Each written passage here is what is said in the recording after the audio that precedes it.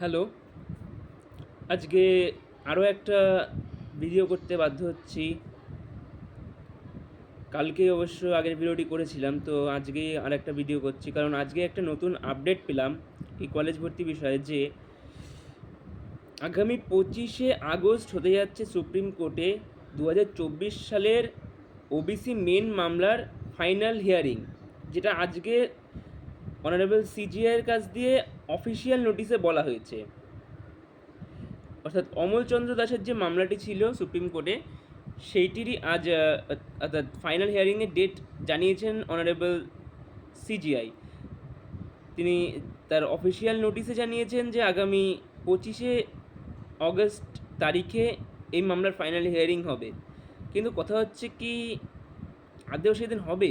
কারণ গত 11 তারিখে কিন্তু কোনো টেন্টেটিভ ডেট ছিল না। এবারে যে পূরবী দাসের যে মামলাটা হচ্ছে, এবার যে নতুন যে ওবিসি কেসের মামলা, সেটাও কিন্তু সিজিআইয়ের কাছ দিয়েই ডেট নেওয়া ছিল 11 তারিখের মামলাটার অফিসিয়াল ডেট, কোনো টেন্টেটিভ ডেট নয়। কিন্তু সেদিনও কিন্তু মামলা হয়নি। মামলাটা কিন্তু হওয়ার কথা ছিল, 35 নম্বরের লিস্টিং ছিল, কিন্তু মামলাটা যখন এসছে তখন স্কিপ করে চলে যাওয়া হয়েছিল। তারপরে টেন্টেটিভ ডেট দেওয়া হয়েছে 9 সেপ্টেম্বর, এবং সেটা যখন এগিয়ে আনার জন্য রাজ্যের তরফ থেকে আর্গিউ করা হয়, তখন সুপ্রিম কোর্ট তরফে জানানো হয় যে আগে করা সম্ভব নয়। এখন এই 24-এর মামলাটার উপর অবশ্যই আমাদের নজর থাকবে। কিন্তু কথা হচ্ছে, আবার যদি ডেটটা পিছিয়ে যায়, যদি সত্যি সত্যি আবারও না হয়, তখন কী হবে? অর্থাৎ আবারও যদি এই হিয়ারিং না হয়, তখন আমরা কী করব? এরকম কতদিন ডেটের পর ডেট দিয়ে যাবে সরকার এবং কোর্ট? আর আমরা স্টুডেন্টসরা আর এই ডেটের পর ডেট কিন্তু আর মানতে পারছি না।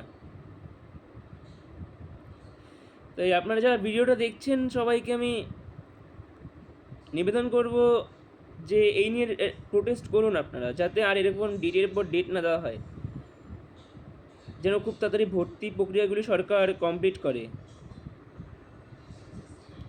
এটুকুই বলার ছিল, কারণ কী আর বলার আছে। আর সবশেষে আজকে 16ই সেপ্টেম্বর, শুভ জন্মাষ্টমী সবাইকে। শুভ জন্মাষ্টমীর আন্তরিক প্রীতি ও শুভেচ্ছা।